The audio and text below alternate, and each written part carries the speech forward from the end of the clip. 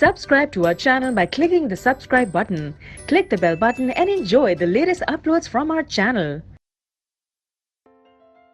Question number 17.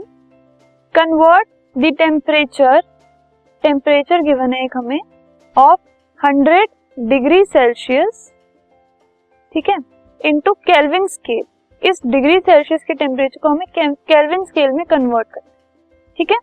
सो उसको convert करने के लिए हम फॉर्मूला यूज करेंगे. तो this formula is temperature in kelvin.